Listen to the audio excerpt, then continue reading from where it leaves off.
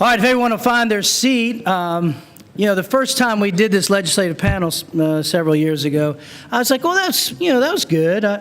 I enjoyed that, but, I don't know, I didn't know if maybe it came across as a little gimmicky. And then every year, people are like, man, I love the legislative panel. That was great. And we go, I will do it again. And that was great. That was really good to hear from these guys. And hear again and again, I didn't know there were politicians like this. I didn't know there were guys like that.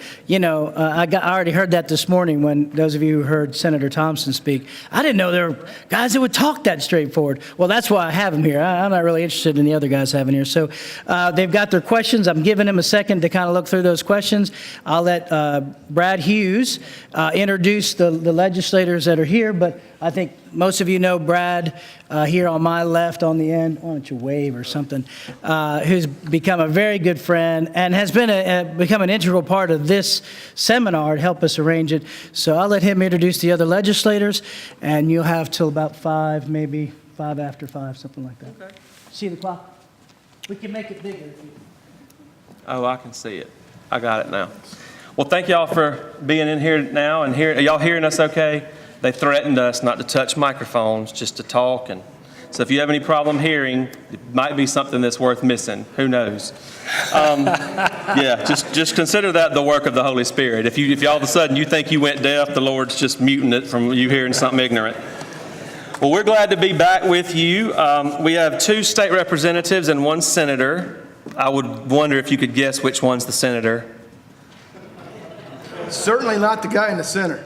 I should be to the right. Kevin Cooke is to my right, one of my closest friends in the world, a good man, a great example of what you hope you see more of in Atlanta, somebody with some principles. To his right is Senator Bruce Thompson, the exact same, somebody not afraid to stand up for the right thing, not afraid to amend bills and just get in there and make people hate him, which I always admire when people do things for conservative, good, right, principled Christian reasons, and their dislike for that. That's a badge of honor. Then to his right, Sam Teasley, state representative from Marietta, Georgia, the vice chair of the Republican caucus. He's kind of a big deal. Good thing he's so humble in his position. He is. Well, he really is. He is. He's dying that I told you that, because he'd never want you to know, and certainly never wants you to think that he thinks there's anything special about that. What is special about it, however, is that he's gotten elected by his colleagues basically by the providential working of a ballot counting process. Because for a man to be as principled as him and to vote no as often as he votes no, it is a borderline miracle that he is in any kind of leadership, much less still in the House. And the same can be said for all 3 of the people up here. It's the nicest I'll ever be to you. You should probably write it down. Yeah, I probably should just soak this moment in. Yeah, ask for the video. Fact of the matter is, though, you've heard those. How many of y'all have been here before? How many? Okay, that's easier. How many of y'all have not been here before? Okay, so some of you have heard some of these things before, and if you have heard it before, it's been a year, and I can tell you it's gotten no better. So it's important for us to reiterate the fact that what you're doing by way of praying and encourage people to run for office, that you should not quit. You should double down on your efforts. I will not say that you failed in the last year. I'll just say that you've not been successful enough. And so what we want to do is give you a little bit of an idea of what it's like for people in the legislature. We want you to see, those of you particularly who are new, who some of them are, and hear some of the characteristics that we care about. And I'll begin by explaining this. People, Kevin and I particularly have done a number of pastors' conferences, and when we've spoken at those things, the pastors that are there, they usually leave just depressed and in need of some serious biblical counseling, because they're under the illusion that Washington is a disaster, but Atlanta's not that bad. And they're under the illusion that because they know their representative or their senator, and they know him or know her to be a person of faith and somebody of some level of principle, and they're in church like most of America, once a month, and they tithe when it's expedient for tax purposes, and these people are involved in some level of their ministry in the church. They're under the impression that they're good legislators. And as I just told two friends of mine here, I know a number of people who are godly, awesome, wonderful people who are really bad mechanics. And I know a number of people who are godly, God-fearing, principled, theologically minded principled in their theology people who are just bad at their jobs. And the fact of the matter is, most of the people that you deal with on a political level at different levels of government probably are bad by the definition of how you would want them to be good. And the fact is, these people, in large part, though they may be good moral people, they're not looking at it from the perspective that you're looking at it. They're looking at it from, I need to do certain things to garner favor because what's most important to me is to win an election. And so I want you to hear from these people here who have done plenty to make them lose an election, and the Lord has seen fit to providentially keep them right where they are, some through some hard-fought fights. And I want you to hear what separates some of the good ones from the bad ones. Again, and it's important for you to hear this, I'm not ascribing their motives to be negative. I'm not ascribing this to their personal character. Some of them may very well be good people. But when it comes to this, they might be bad at their jobs. And so I want to start with, we're going to touch on religious freedom and casinos, because I know you care about that. And you know we're going to hear about that. And then you have given me some questions here, some of which I'm just going to enjoy because this is fun. I couldn't have written some of this stuff as well myself, particularly the one that says, would you please speak to who you're picking for governor and why? That'll be a fun one. Or I might skip it if y'all pay me enough. The fact is, these guys have dealt with a whole host of issues that people make a case for. And they make the case for them being okay or less bad than other things. And they haven't seen this in any more detail than in casinos. And so we're going to start with Senator Thompson here because you have taken a very public stand on that. And so if you will, just give your perception of what's the driving force behind this casino thing, since we've managed to make it since the 1700s without them, but all of a sudden we desperately need them. And if you'll speak to what you specifically have done to try to stop this train that appears to be barreling down the tracks.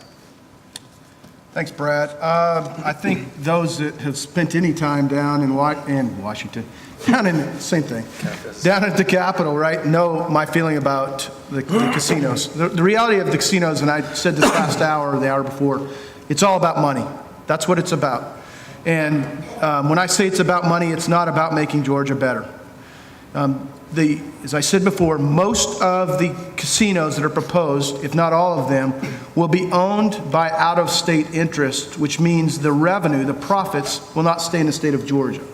That's the first thing to understand. The second thing I would say about casinos, and then why is this such a big push?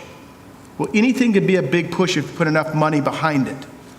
And I would speak for a Senate, as I guess I'm the representative of the Senate here. I'm outnumbered 2-1, but hey. Most, if not every senator was offered $2,500 or $2,600 by the lobbying campaign over the last 2 years. My check that I received, because it just came in the mail, is still taped by my monitor, which says it expires in 90 days, and it's still taped to the monitor on my computer to remind me that's what's happening. Now think about, that's just the Senate. Think about all the other money that's given to candidates for them to be able to support their legislation. There's been many trips that have gone to Vegas and so on. So I ended the session last hour it's about the money. It's about the influence, because there's millions and millions of dollars being spent to influence people to try and convince you that Georgians want this. And overwhelmingly, Georgians do not want this. So a lot of people, when you're dealing with, particularly you, those of you who are involved in ministry, you're going to be coming in contact with people who aren't believers. And very often, we can't just defeat things by saying it's against Scripture or it's against our Christian principles, because there are certainly going to be people that we come in contact with who do not buy into the presupposition that Scripture is the inerrant, infallible Word of God. And so it's helpful for us in all walks of life to be able to articulate the political ramifications of things like that. And while Kevin, to my right, certainly is against the gambling issue for principled reasons relating to his faith, he also does a good job of articulating the principle, the conservative principle that it violates to have casino gambling in Georgia. So if you'll just speak to that for a minute on the things apart from the faith component. Sure. So we're all Republicans up here, and most Republicans at home are going to tell their constituency they're for less government, less taxes, less regulation, more personal responsibility. Casino gambling doesn't fit in any of that. Specifically, it doesn't fit in the mold of less government. Any state that has casino gambling has a gaming commission.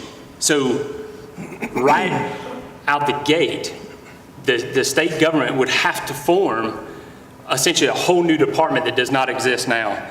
And how many times have we seen in government a department be created and it ever shrink or go away? It doesn't. It's going to grow exponentially and cost us, the taxpayers of Georgia, exponentially more throughout the decades that follow. So there's that. There also is the component of local law enforcement and other public, the different public services out there for individuals who are having a difficult time, so the welfare programs, et cetera, that currently don't have any of those issues that will. From the law enforcement perspective, these individuals, particularly in the areas where the casinos would be placed, there would have to be exponentially more law enforcement, both state and local, to patrol these areas. And for anybody who's been in and around any area where a casino is, there is a heavy police presence and is much needed. That doesn't even touch on the organized crime aspect that we typically don't see.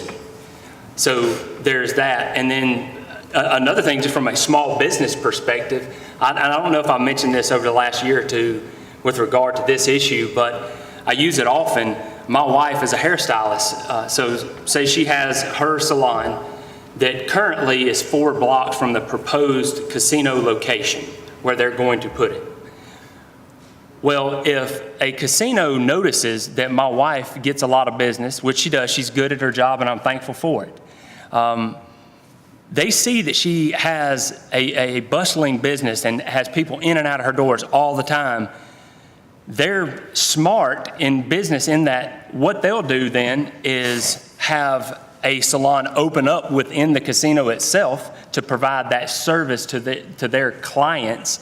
So they end up shutting down businesses even in the local area. So they'll tell you that it's going to be an economic boom for the local area, but really what it does is it sucks it dry. And that's just scratching the surface to the economic impact that it would have just from a small government, less taxes, less regulation perspective. And then there's plenty of statistics out there with regard to money where it's a 3-to-1. For every dollar they bring in, the state and local governments are gonna have to come up with 3 to deal with all the issues that these casinos create.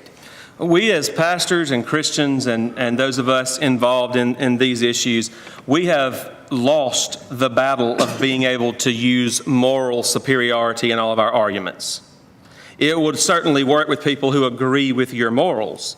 People who don't, though, having a defense like that, we need as many people on board with get the enemy of my enemy as my friend. We need as many people on board with stopping these kinds of things as we can get. And certainly it is always right to appeal to the faith component, the biblical component there. But for the people who do not agree with that, that's not all we're armed with. So I think this is helpful. Sam, if you could close us out on casinos by telling us where you understand the governor to stand on this and how you... Why are you laughing? I thought that was an innocent question. Where you understand the governor to stand on this, what action you believe he would take, and then if you could tell us if you know of anything from some of your super secret meetings as a member of leadership, where if you think that it's coming down the pike or if you think it's dead for now, where you see it this next session. The reason I grinned is because I feel like the governor has provided he's provided himself some space to change on the issue. Initially, he had indicated that he was not for it, that it was not going to be a high enough return, but I think I've gotten word that, or I've seen in the press or something to that effect, they said, well, if a large enough percentage were guaranteed to go back to the Hope Scholarship, then he might be willing to change his mind. So that's why I grinned, because I feel like I'm not entirely sure where he is on that issue. And I don't know that there's a whole lot to add from what these two gentlemen said, but to use a gambling analogy, I would say the risk is just not worth the reward on this issue. That the social cost that is very likely to come is not ever going to, in my mind, make sense to replace, so there might be some financial, might be some economic benefit, but the social cost is just not only from a human and moral capital perspective, but even from a financial perspective. I imagine we will spend more on social services as a result of the casino industry coming in here. Sorry, I'm kind of all over the map on that, but I would also add, you asked what is the likelihood. It would seem, to Bruce's point, it would seem odd to spend so many thousands, tens of thousands, hundreds of thousands of dollars, and there not be a shot at it. So the idea that they would spend hundreds of thousands of dollars and not at least take a vote seems unlikely to me. Whether that vote would pass is, I'm not entirely sure. I believe it would take 2/3, and finding 2/3 to vote for that may be a challenge that's too difficult, but I've been surprised before in this process. Came out of the House once already. Yeah, and that's one thing that's important to realize. This would be an amendment to the Constitution, correct? There's no bill that you can do that. It's also interesting to note that they did this exact same thing in Florida, and they bombarded Tallahassee and kept sending money there, and as I understand it, Florida eventually kept saying no long enough that they packed their stuff and left. So if you keep flirting with them to get their money, then they keep hanging around. But if you do shut it down, it appears that you can actually run them out of your state. Yes, sir. One last thing. Yes. Yeah, I mean, we're talking about being able to equip you, and not just from a moral standpoint. The last hour I mentioned this. One of the biggest reasons I went to the well 9 times and was willing to just be a target in the Senate is human trafficking. As I said last hour, we were the #1 state in the country for a long period of time, and that's very offensive, whether you're a Christian or you're not, whether you're black or you're not, whether you're Asian or you're not, whether you're a man or a woman. It doesn't matter. It's offensive to everyone when you talk about that. We are no longer #1. Right now they say New Orleans is #1. Why would we, in a matter of a swoop of a pen, bring an industry in that itself has admitted outside the corridor it raises somewhere between 18 and 22% of prostitution and trafficking. There's something you can educate your family and your friends and on colleagues and everyone else about why we do not want gambling casinos. That's extremely helpful. So the other issue that you hear a lot about is the Religious Freedom Restoration Act. I can report since the last time that there was a student at Georgia Gwinnett College who was preaching the gospel. He had secured the appropriate permits. They threw him out of where he was preaching the gospel. Our Republican Attorney General he sued the state of Georgia for that. Our Republican Attorney General has asked that the case be dropped because, first of all, we don't have a Religious Freedom Restoration Act, so they don't need the high standard to infringe on his exercise of his religion. And secondly, in the brief that the Republican Attorney General put forth to ask to have the case dropped, he says that the guy was thrown out for using words elevated to the point of fighting words. He said, you'll be shocked to know, that Jesus Christ is the only way to heaven, and all men have sinned and fallen short of the glory of God, but God has provided a sacrifice for us through Jesus. Those apparently are fighting words, according to our Republican Attorney General. Here's the thing, it's fun to beat him up about it because it's absurd, but he has a legal standing there because we don't have RFRA. So it's always important for y'all to understand that there are more things being piled on about this Religious Freedom Restoration Act. It is, in fact, as you have been told and has been said many times, not a problem, a solution looking for a problem.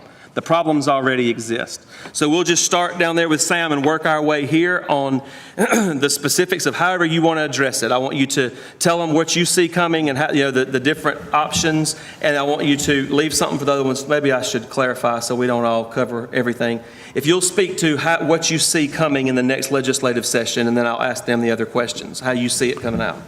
Well, in the next legislative session, I'm not anticipating a great deal of movement on the religious freedom issue. Again, the governor who, while he had voted for it as a member of Congress in 1993, and had publicly stated that he would sign a Religious Freedom Restoration Act, I'm probably repeating things you already know, he changed his mind on that issue and ended up vetoing the Religious Freedom Bill that passed in 2016, I believe it was. And so he's made it very clear he has no appetite for that there be any kind of movement on the religious freedom issue. We had a senator last year who introduced essentially that not only have we tried to get passed into law something that copies and pastes the language from the federal language, but Senator Marty Harbin introduced a bill, I think similar to what Representative Setzler had introduced the year before, which says, it's not even copy and paste. It says whatever is in federal code on this issue as of January 1st of last year shall go in Georgia's codes. So we're not even debating about the words of whether or not it lines up with federal language. It points to federal language. So that went nowhere. As a matter of fact, the Lieutenant Governor assigned that to the Rules Committee, which means he had said we're not going to move on that. So didn't want it to even go through the committee process, did not even want it to be debated in the committee, but rather we're going to move it into the Rules Committee and we're not going to do anything with it. So that's why I think the 2018 election is so very crucial, because in my view, 2018 is the last best chance for people, what I would call the conservative movement, to put leaders in place who are willing to stand on principle, willing to do what is right, even if it is politically unpopular, even if it is unpopular with the entertainment culture or the business community. I believe 2018 is our last best chance in the election process. And if we don't elect someone who has backbone to say, I understand it's unpopular, but we're going to do it anyway, then I think you've probably lost a chance to get that into law. Bruce, the Senate obviously functions differently when you have a much smaller number than the House. And y'all have been able to do, your rules are also different. They're just things that you can and can't do in each chamber. Can you speak a little bit to the specific, I know Marty put that forward, that amendment. Can you speak to a little bit of what you and other senators are working on within the confines of your boundaries in the Senate to try to provide these kind of protections, and then let the people here know if there are things specifically they can do, people they can contact, or ways that they can educate their people on the issue that would help you in the Senate? So one of the questions I think someone submitted is, who are we supporting, or who do we think is going to win the governorship? I said this again last hour to repeat myself. Ladies and gentlemen, just because someone signs something or makes a public statement does not mean that they're actually willing to follow through. Specifically ask the candidates a question. If this bill were presented to you as governor, will you or will you not sign it? It's a yes or no question. Don't give wiggle room. No more than I would expect my two brothers sitting here, you do the same for us. The answer to the question that Brad has just asked in the Senate is, even though we do function a little differently, it is very similar in that your leadership dictates what's going to happen. And if something is sent to rules, it is a deliberate action to minimize public comment, to minimize the participation of the other Senate body, 56, and then you control what's coming out of rules. Although you may come to a committee meeting in rules and think that there are members sitting around and they get to pick what comes out, there are some bills that are available to be picked, and those are some that are not. And if you were to go to one, you would find on the first page they are available to be chosen, and if it's not available to be chosen. That is a bill that was never on the first page. So therefore, you sent it to rules knowing you would never allow someone to be able to bring it up for a vote. What can you specifically do? I just gave you an example. Each and every single individual from the top down that is running, you need to specifically put pressure on it. I will tell you this, sending emails to people doesn't mean anything. Most email doesn't come to me. It gets filtered off before it comes. So sending 200,000 emails to a governor or to a senator or to a House member, that's great. That doesn't happen anything. I would call them. I would go to their office. You show up, you take the time to show up one-on-one to someone, now you're putting some pressure on them, right? Hold them accountable. The other thing that we actually do, shifting back into the Senate, is we have a pretty conservative group in the Senate. It's going to change dramatically based on who winds up being the governor. There are some discussions about whether or not people will be appointed into positions, once the governor becomes governor, whoever that governor is. There are several director positions that get appointed, just like you have in the federal level. And there are people lining up already that are looking for some of these positions. So depending on who the governor is, I will tell you that there'll be a big change. All I can say is who am I supporting for governor? In my opinion, and this has been said before, there is one true conservative. You can look at their voting record. You can see what they've done personally, and you'll be able to tell who that person is.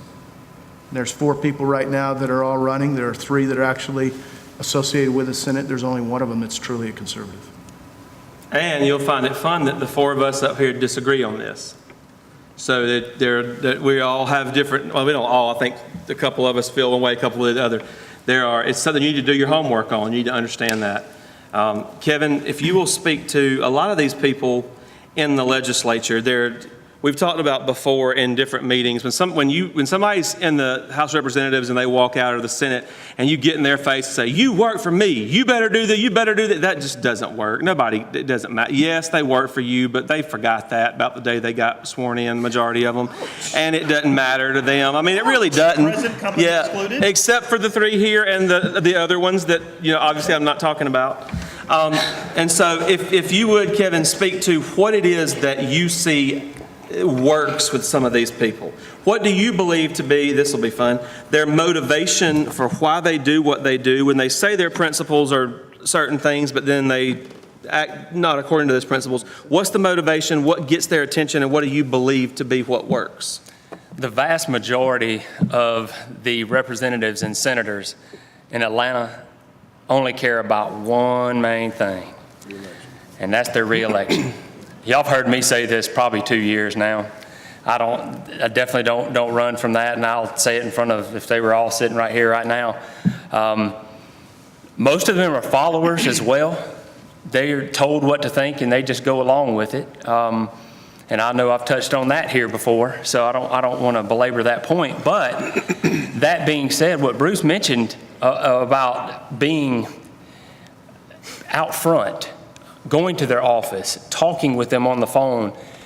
If enough people, we want to use RFRA for an example, if enough people do that, then, particularly from their district, their eyes will get wide and they will get scared. And fear is a good motivator. Now, there are believers in Atlanta who believe the gospel, and I believe if they passed away right this second, they would be with the Lord Jesus. That said, all believers aren't created equal. Some of them hide it under a bushel, like the little song I sing to my 2 little girls. They do. They're afraid of what's going to happen to them. They're more afraid of the leadership and what committees they're on, if they're going to be a chairman, or if they're going to be a chairman soon, what committee that could then be. Their little pet bill that they have that names the Georgia state leaf. Who gives a flip? I mean, honestly, who cares what the state leaf is? We don't care. What we do care about are things like our religious freedom and not having both candidates who run and then incumbents who are there that more value a dollar bill over mine and your First Amendment rights, and particularly where it comes to our faith in Christ. So I double back to say those people who are believers and that are like us, they need to also know that there's pressure politically and also spiritually, that the accountability that you provide to them as a fellow believer, that you don't expect them to go hide in the corner and suck their thumb like a little kid. And excuse me for speaking frank, but I've seen it now for 7 years. I had somebody two weeks ago ask me, well, how long have you been in the legislature? I said, 49 years.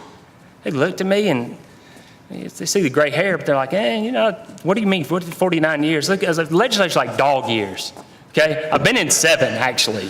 But when you care about people and you're there to serve people, you're there to see a government that functions the way it's supposed to, We, the people, we are our government. We are Caesar. We have to, both spiritually and as being a good citizen, demand that our reps and senators do what they said they were going to do when we voted for them. And then that accountability aspect, hit them on what is the right thing to do. What does the Bible say about this issue or that issue, whatever it might be? It's going to address it all anyway. That will help, especially that group in the middle that basically just gets told what to do and falls in line.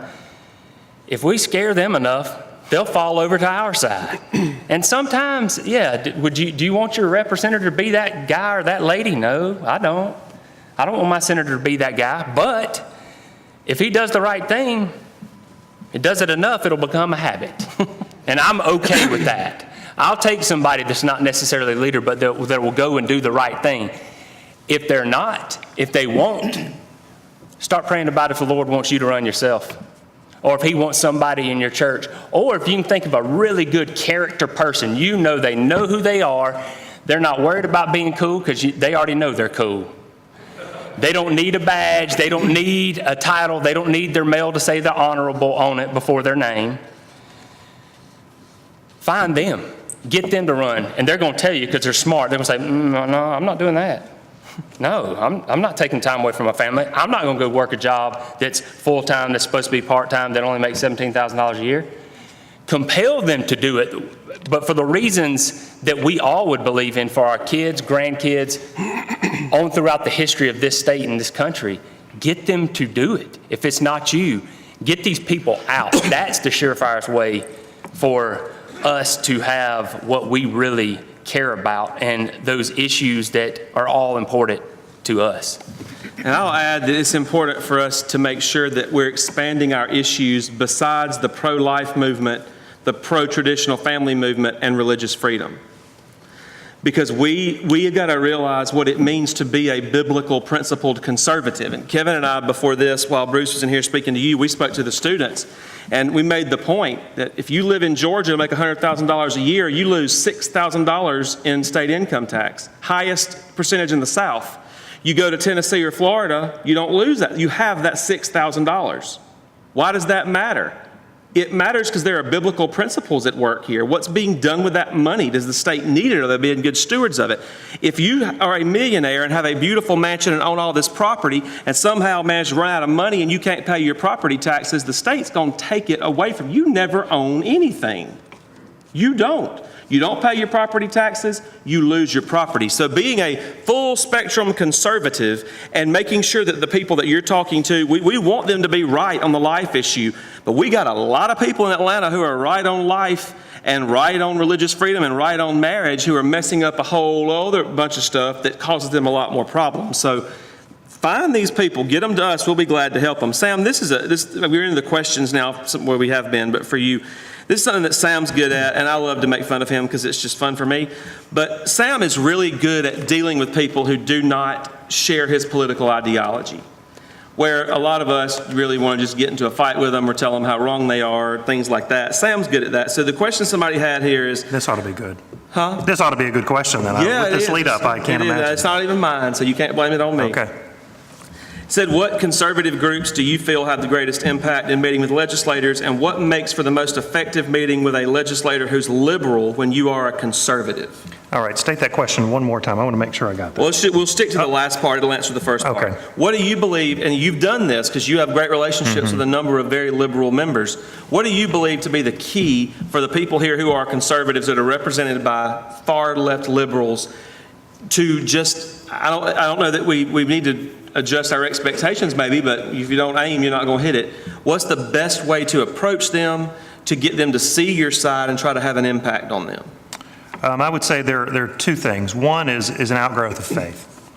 And I said this in my remarks when I was here last year, is we must deal with those that we disagree with in kindness. I remember there was a song when I was a kid, a musician by the name of Carmen, who said it was hard to witness to the guy when he had just knocked him out and put him on the floor.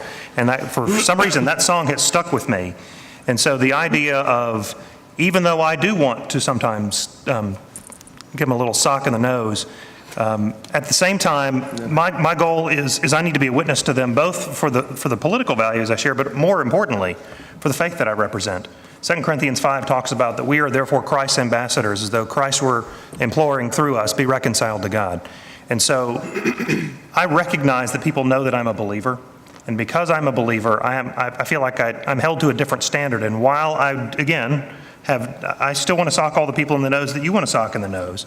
Nonetheless, and none of them have ever socked anybody in the nose, just for the record. So, but it's recognizing that your testimony, your faith, okay.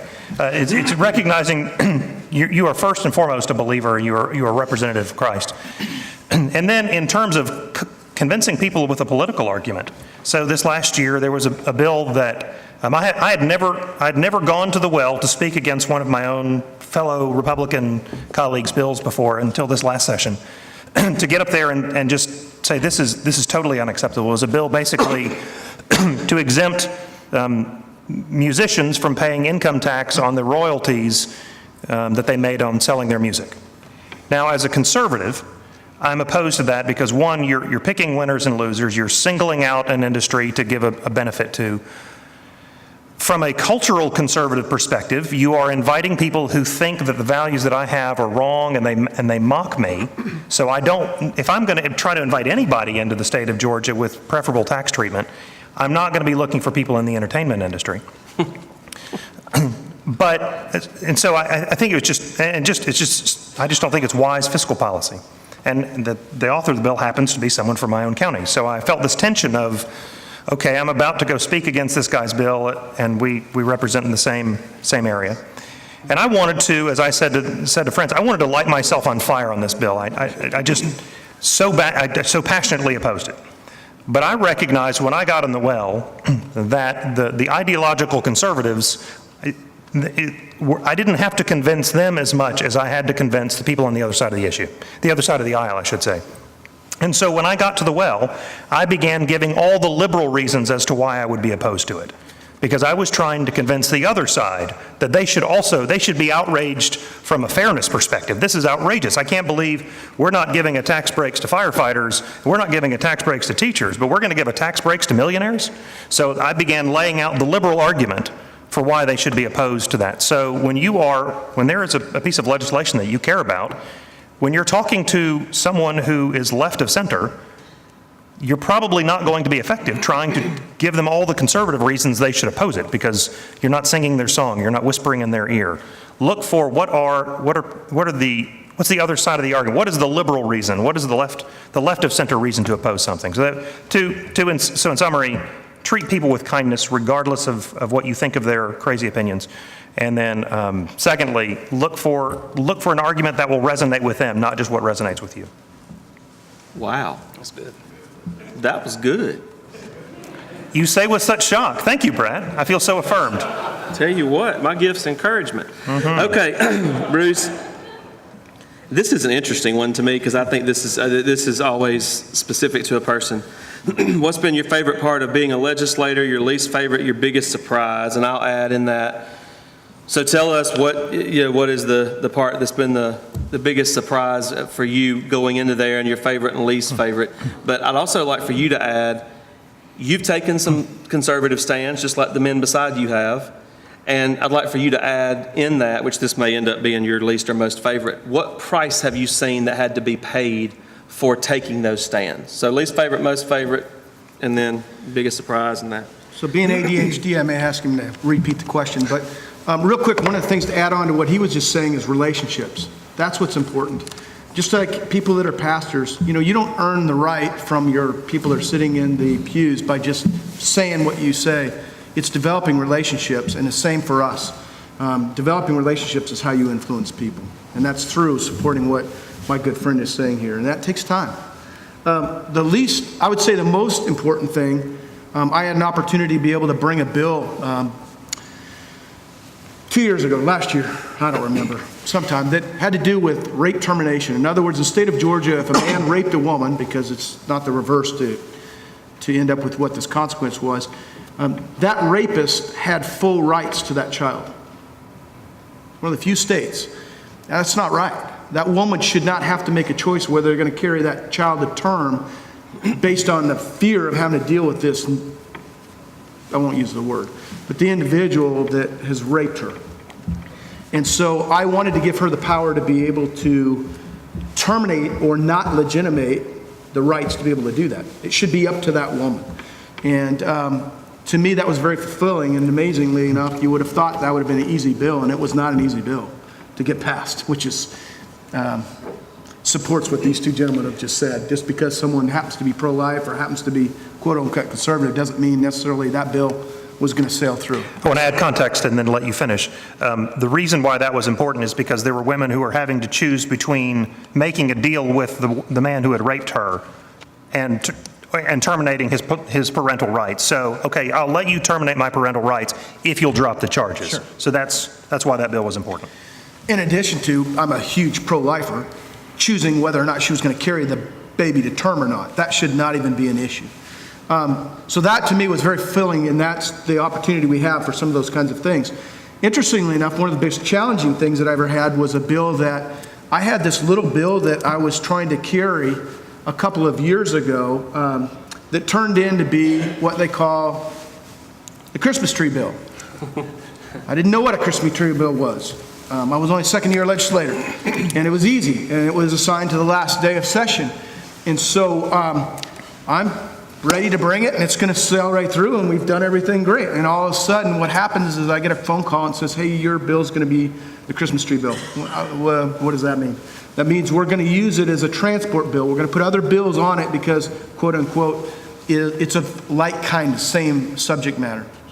Okay, my bill is a tax reform bill, property tax reform bill. What else is going on it? And so they gave me two other pieces of legislation that was going to go on it. One of them happened to be the Mercedes-Benz bill. So tell me about that bill. Well, there's been a deal made with Mercedes-Benz that when they bring their corporate offices here, they do not want to have to title these cars and in turn pay the fee. They're just going to put a license plate on, very similar to what dealers do with their cars. Okay, but it's not passing through the legislative process. But we've already made that promise, so it needs to happen. Okay, and then there was another piece that was going to be on there that happened to correct a piece of legislation that unfortunately happens that had been passed earlier in the year by the House, and that's okay, but we're here to support each other. We voted against that bill, though. Understand. Okay. Just want to make sure. Just set the record straight. We like to banter. And then I had a bill that was Truett McConnell. I serve on the board of Truett McConnell. And what happens is universities, our public universities, are funded through taxpayer. That's your money, not ours. We don't make any money. We take it and redistribute it out.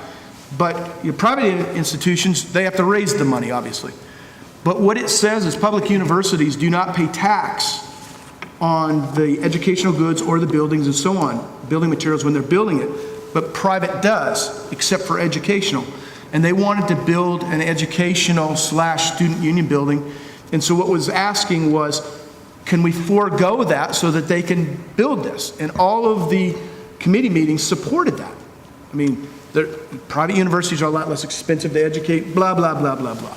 So I went into finance pulled it back out, and yada, yada, yada. So I said, well, this is a good place. If we're going to do a transport, let's put it on here. So far I'm going good. Here's where it went south. I studied the matter. I was ready to present the bill. I came in that morning at 8:30. And I pulled the bill, and it now grew to 8 pieces of legislation. How does this happen? And they said, well, this is what needs to happen. And so I went to work on going, it's not going to happen.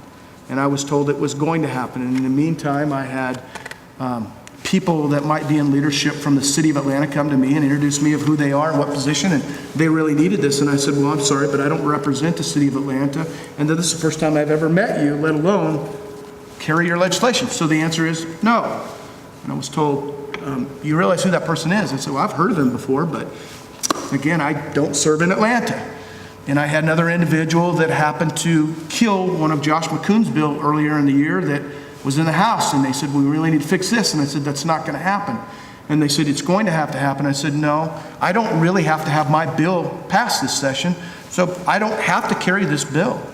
Or I could go in front of the General Assembly on the Senate side and say, ladies and gentlemen, I fully support these 4 pieces of legislation, but I can't pass and support this bill because of the other 4 pieces, so that needs to come off, and so on. And so we got it back down to the 4. Unfortunately, I missed most of the votes during that day because I kept getting pulled into getting this bill redrafted. And so the Senate had passed a bill in our rules that said legislation needs to sit on their desk for 2 hours prior to a vote. These gentlemen are probably remembering this. Completely support that. I wish it was longer.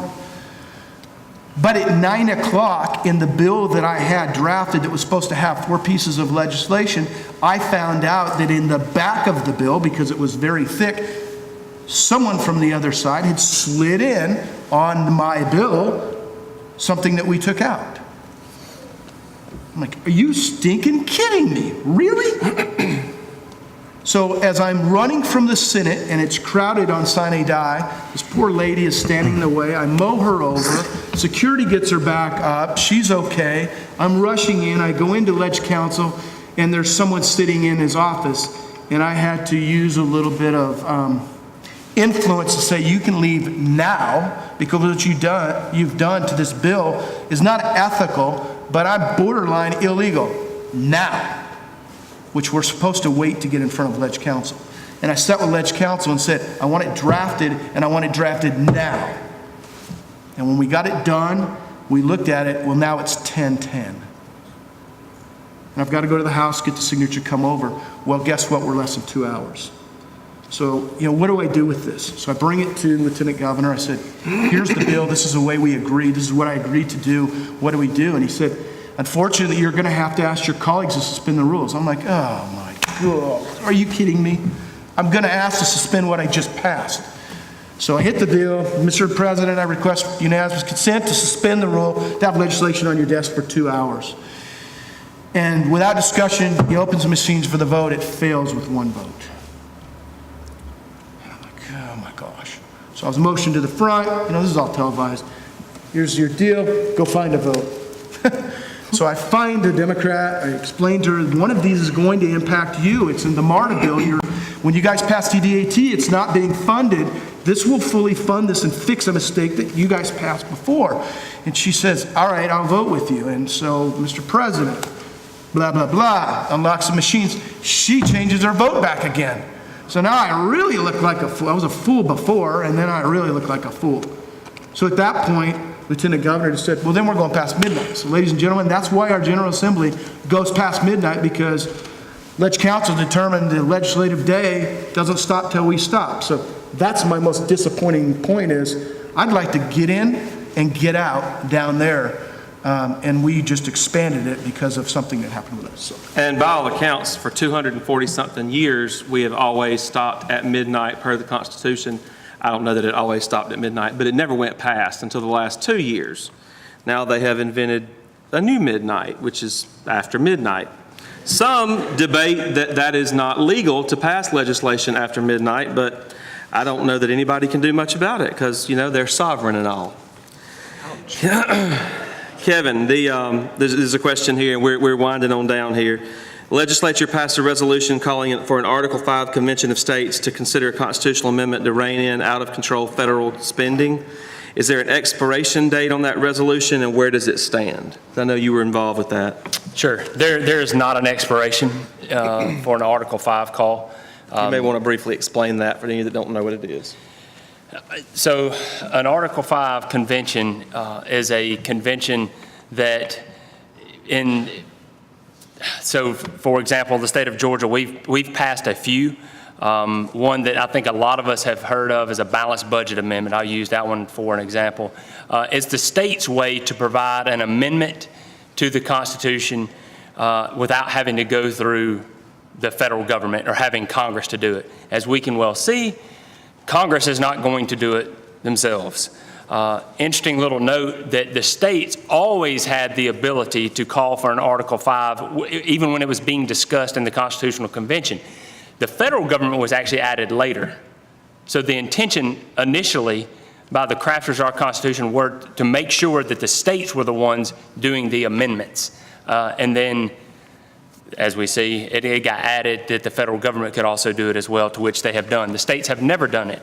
I would argue that a reason why Washington has grown so large in scope and gotten so involved in our individual lives and in our individual states when they're supposed to be their own sovereign government and their own laboratory of innovation, if you will, is the federal government basically dictates to us what to do. These Article 5 calls, on the other hand, reassert, I would argue, our sovereignty within our government to say, we as the state of Georgia want a balanced budget amendment. Then you have the other member states doing the same thing. We reach the requisite number, 32, then we go to the convention for that purpose, for the balanced budget. And there are some issues. There are some people that believe that a constitution can, quote unquote, run away, that it could open up other portions of our Constitution and or add other amendments that are not germane to the reason why you're there. I would say that, I would argue that that's not going to happen. Even if it did, you could vote it down. The other, say the worst case scenario that did happen, it would only take 13 states to say no. So if they tried to undo the Second Amendment or do away with it entirely, that would never happen. There'd always be 13 states to say no to that, and it would not become an amendment or be a repeal of the amendment. And I would say too, if it did, even if there was 13, you want to go the furthest end of the spectrum, we got a lot more problems than an amendment convention if that's the case, if we have our government that would take away, if using my example, guns. So they don't expire.